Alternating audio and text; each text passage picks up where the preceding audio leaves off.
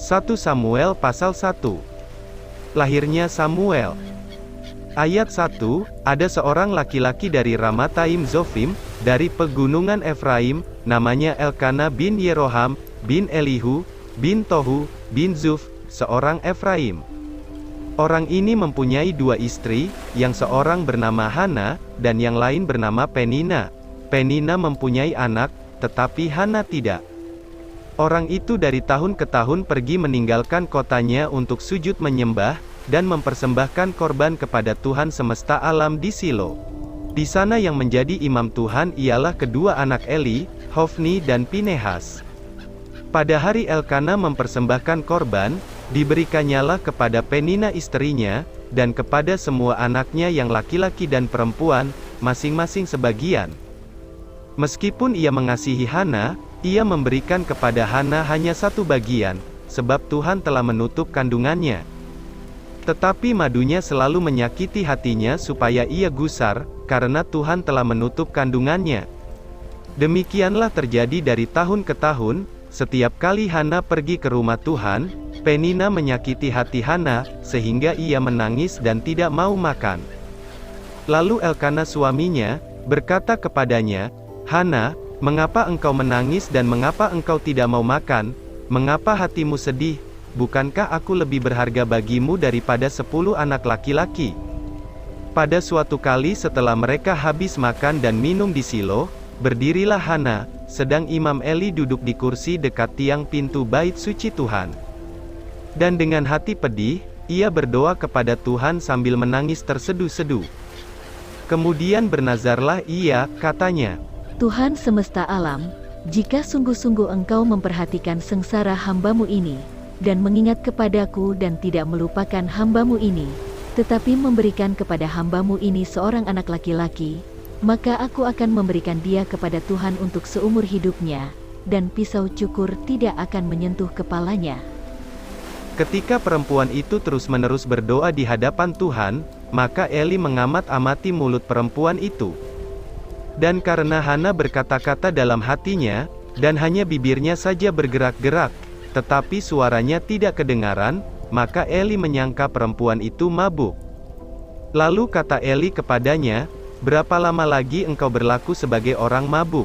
Lepaskanlah dirimu daripada mabukmu." Tetapi Hana menjawab, "Bukan, tuanku, aku seorang perempuan yang sangat bersusah hati. Anggur ataupun minuman yang memabukkan tidak kuminum, melainkan aku mencurahkan isi hatiku di hadapan Tuhan. Janganlah anggap hamba-Mu ini seorang perempuan dursila, sebab karena besarnya cemas dan sakit hati aku berbicara demikian lama." Jawab Eli, "Pergilah dengan selamat, dan Allah Israel akan memberikan kepadamu apa yang engkau minta daripadanya." Sesudah itu berkatalah perempuan itu, "Biarlah hamba-Mu ini mendapat belas kasihan daripadamu." Lalu keluarlah perempuan itu, ia mau makan dan mukanya tidak muram lagi. Keesokan harinya bangunlah mereka itu pagi-pagi, lalu sujud menyembah di hadapan Tuhan, kemudian pulanglah mereka ke rumahnya di Rama. Ketika Elkana bersetubuh dengan Hana istrinya, Tuhan ingat kepadanya. Maka setahun kemudian mengandunglah Hana, dan melahirkan seorang anak laki-laki. Ia menamai anak itu Samuel, sebab katanya, "Aku telah memintanya daripada Tuhan." Elkana, laki-laki itu, pergi dengan seisi rumahnya mempersembahkan korban sembelihan tahunan, dan korban nazarnya kepada Tuhan.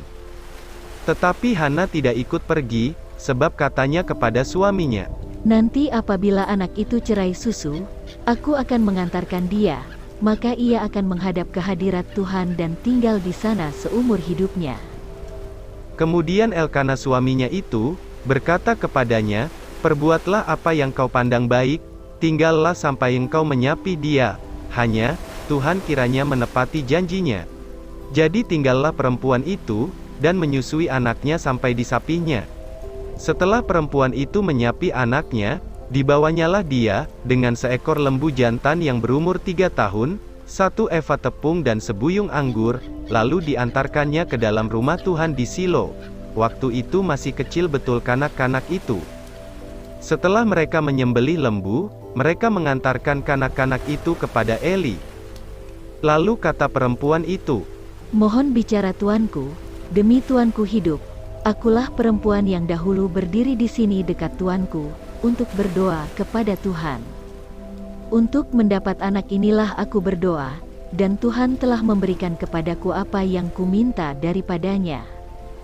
Maka aku pun menyerahkannya kepada Tuhan. Seumur hidup terserahlah ia kiranya kepada Tuhan. lalu sujudlah mereka di sana menyembah kepada Tuhan.